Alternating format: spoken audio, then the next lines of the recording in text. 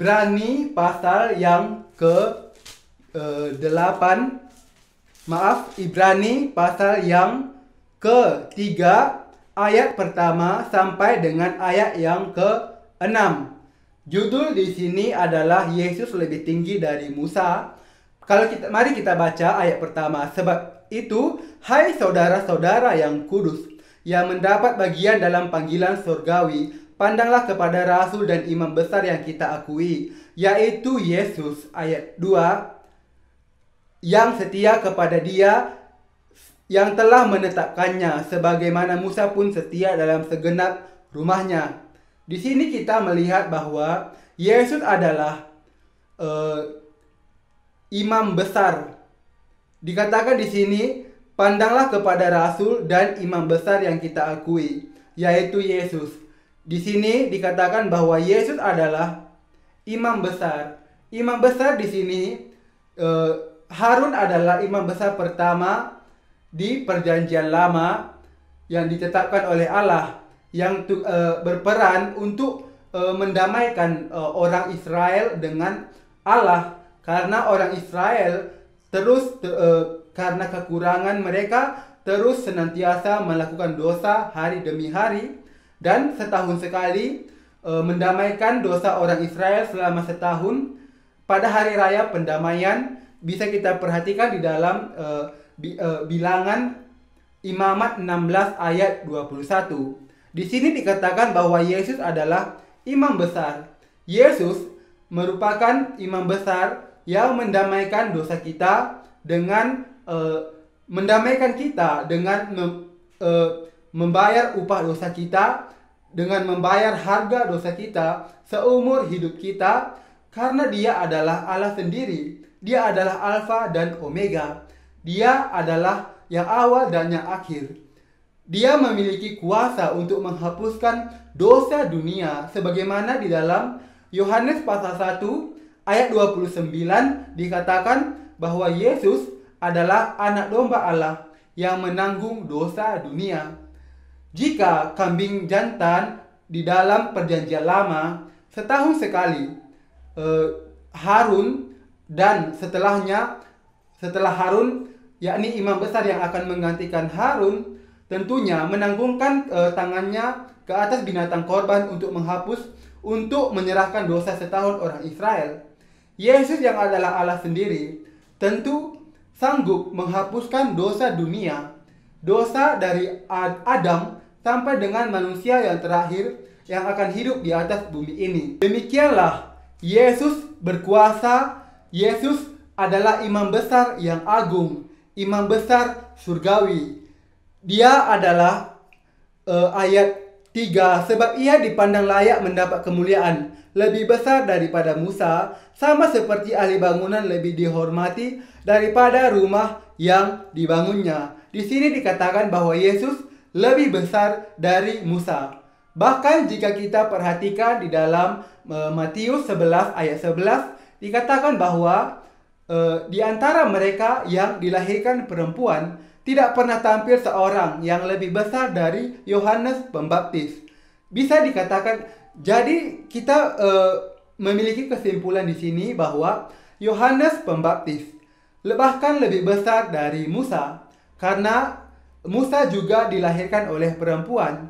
Yohanes Pembaptis yang adalah manusia terbesar yang dilahirkan perempuan adalah imam besar Perjanjian Lama yang terakhir. Dan di dalam Matius 3 ayat 15 dikatakan bahwa Dia membaptiskan Yesus yang adalah imam besar surgawi untuk menggenapkan seluruh kebenaran, untuk menggenapkan seluruh kehendak Allah.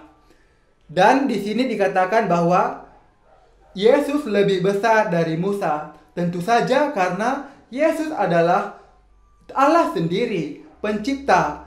Dia adalah Dia bersama-sama dengan Allah Bapa dan Allah Roh Kudus. Allah Tritunggal menciptakan langit dan bumi, dan sebelum dasar dunia diciptakan, Dia telah merencanakan untuk keselamatan kita. Ayatnya yang keempat, sebab setiap rumah dibangun oleh seorang ahli bangunan, tetapi ahli bangunan segala sesuatu ialah Allah. di sini dikatakan bahwa sebab setiap rumah dibangun oleh seorang ahli bangunan, tetapi ahli bangunan segala sesuatu ialah Allah. Jadi kita bisa melihat di sini bahwa ahli bangunan segala sesuatu ialah Allah sendiri.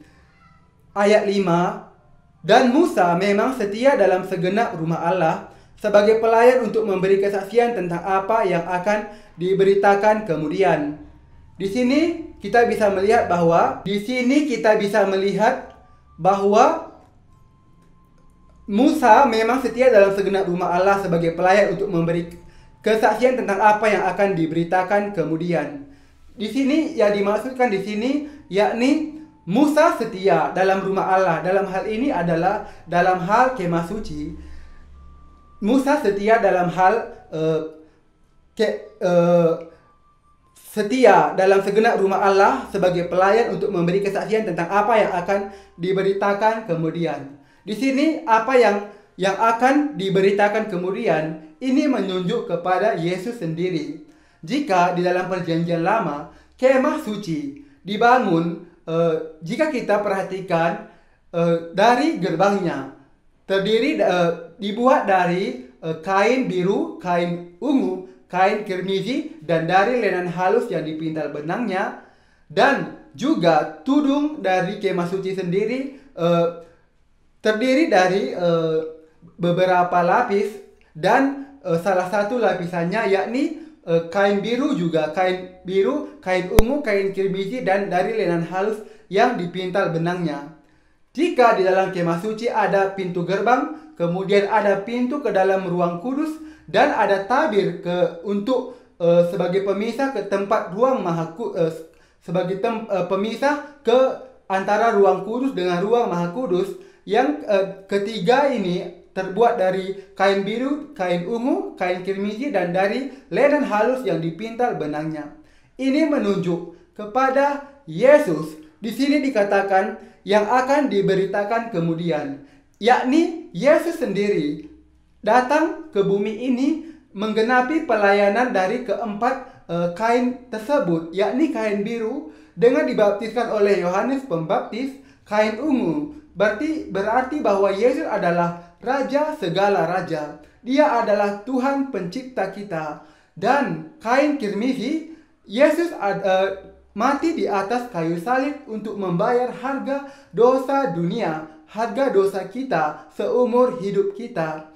Dan kain lenan halus adalah perbuatan kebenaran Yesus yang digenapi di dalam kebenaran Allah, yang digenapi di dalam baptisan, kematian, dan kebangkitannya. Ayat ke-6, tetapi Kristus setia sebagai anak yang mengepalai rumahnya, dan rumahnya ialah kita.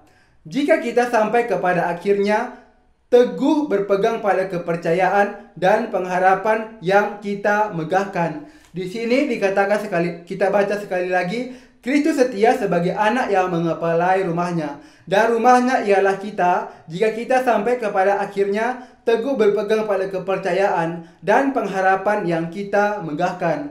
Di sini yang bisa kita ambil pelajaran di sini, yakni dikatakan bahwa rumahnya ialah kita. Kita bisa melihat di sini bahwa Roh Kudus berdiam di dalam kita. Kita adalah rumah Allah sendiri.